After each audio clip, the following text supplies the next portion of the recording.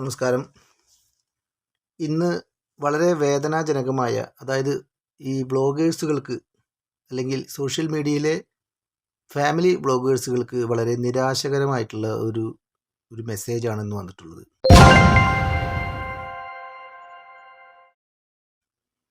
T ഫാമിലിയിലെ ആ കുഞ്ഞു ബേബിയെ വരവേൽക്കാനുള്ള ആ നിമിഷങ്ങൾ വളരെ ദുഃഖകരമായിട്ടാണ് അവസാനിച്ചത്.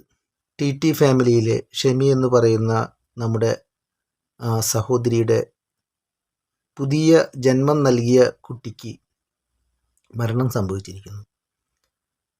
എന്തായാലും അതിനു മുൻപുള്ള ഒരുപാട് വിഷയങ്ങളിൽ തള്ളയും മോനും ഉമ്മയും മോനും എന്നുള്ള ഒരുപാട് വിവാദങ്ങളിലുള്ള പ്രശ്നങ്ങളിൽ ഞാൻ അവരെ വളരെ സപ്പോർട്ട് ചെയ്തിട്ടാണ് സംസാരിച്ചിരുന്നത്. പക്ഷേ ഇന്ന് ടി ഫാമിലിയുടെ ഒരു വീഡിയോ ഞാൻ കണ്ടു.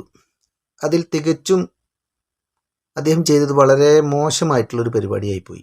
ഡോക്ടർ വരാൻ കുറേ ഇന്ന് ഭയങ്കരമായിട്ട് തിരക്കുണ്ട്. അപ്പോൾ കുറേ ആൾക്കാർ ഇങ്ങനെ നിൽക്കുന്നുണ്ട്. അപ്പോൾ അതും നോക്കണം. അപ്പോൾ ഡോക്ടറോട് ലാസ്റ്റ് ആയിട്ട് എന്തെങ്കിലും ചെയ്യാൻ പറ്റുമോ, അതല്ലെങ്കിൽ ഞങ്ങൾ വേറെ എവിടെയെങ്കിലും ഒന്ന് റിസൾട്ടൊക്കെ ഒന്ന് കാണിച്ച് നോക്കട്ടെ എന്തെന്നാണ് ഒന്നുകൂടി. അപ്പോൾ പറഞ്ഞ കുഴപ്പമില്ല, നിങ്ങൾക്ക് എവിടെ വേണമെങ്കിലും കാണിക്കുക. പിന്നെ റിസൾട്ടുള്ളത് ആർക്കും ഒന്നും മാറ്റാൻ പറ്റില്ലല്ലോ. റിസൾട്ടിൽ എന്താണോ വന്നത് അത് തന്നെയാണ്.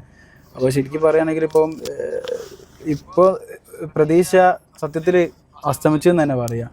പക്ഷേ ലാസ്റ്റ് ആയിട്ട് ഞങ്ങൾ ഒന്നുകൂടി ഡോക്ടറെ അടുത്ത് ഇപ്പോൾ ഷെമി ലേബർ റൂമിൻ്റെ അടുത്താണുള്ളത്. അപ്പോൾ ഞാൻ ആ ടൈമിൽ ഇപ്പോൾ നോമ്പ് ഷെമിക്ക് നോൽക്കാൻ പറ്റൂലല്ലോ. അപ്പോൾ ഷെമി നോമ്പ് പറ്റിയില്ല. അപ്പോൾ എൻ്റെ പേര് മുബാസും ഉണ്ട്. മുബാസും ഒന്നും കഴിച്ചില്ല, ഞാനും ഒന്നും കഴിച്ചില്ല. അപ്പോൾ ഏതായാലും ഞങ്ങൾ എന്തെങ്കിലും ചെറിയ രീതിയിൽ എന്തെങ്കിലും ഒന്ന് കഴിക്കുകയും വേണം. പിന്നെ അതുപോലെ അലർജിൻ്റെ ചെറിയ പ്രശ്നം ഉണ്ടല്ലോ, അപ്പോൾ അതിനുള്ളൊരു ഗുളിക ഉണ്ട്. അപ്പോൾ അതും ഈ ഭക്ഷണത്തിന് ശേഷം കഴിക്കുക. അപ്പോൾ നമ്മൾ നേരത്തെ ഒക്കെ പെട്ടെന്ന് ഇട്ടെറിഞ്ഞ് പോകുന്നതാണല്ലോ. അപ്പോൾ ഗുളിക മരുന്ന് ഒന്നും എടുത്തില്ല, സാധനങ്ങളൊന്നും എടുത്തില്ലായിരുന്നു.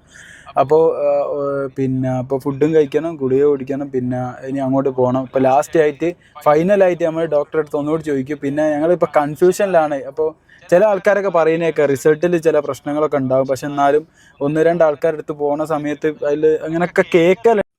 കാരണം വലിയ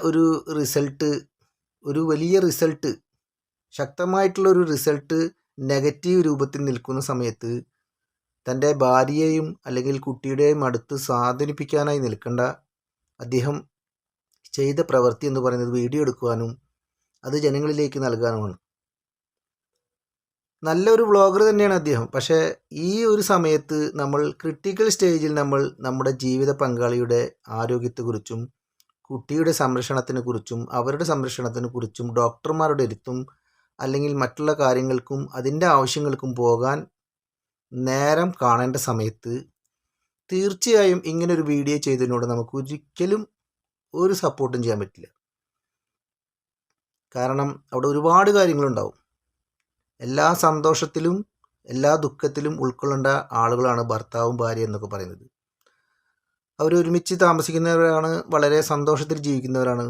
ആ സന്തോഷത്തിൽ അവരോട് ചേർന്ന് നിന്നുകൊണ്ട് അവരെ സാന്ത്വനിപ്പിക്കാൻ ശരിക്കും ആ ലേബർ റൂമിലേക്കൊന്നും പോകാൻ പറ്റുന്നില്ലെങ്കിലും അവർക്ക് എത്രയോ കാര്യങ്ങളുണ്ട്. ആ കാര്യങ്ങൾ ഇടപെട്ട് നല്ല രീതിയിൽ ചെയ്യേണ്ട ഒരു ആള് ആ സമയത്ത് വീഡിയോ എടുക്കാനും വ്ളോഗ് എടുക്കുന്നതും വളരെ നിരാശകരമായി തോന്നി. വ്ളോഗ് എടുക്കണം, സന്തോഷിക്കണം, കാര്യങ്ങളൊക്കെ ശരി തന്നെയാണ്. പക്ഷേ ഓരോന്നിനും ഓരോ സമയമുണ്ട്. ആ സമയത്താണ് കാര്യങ്ങൾ ചെയ്യേണ്ടത്. ഓണത്തിനാണ് ഓണപ്പുടവ, അല്ലെങ്കിൽ അതിന് വേറൊരു പേര് പറയും.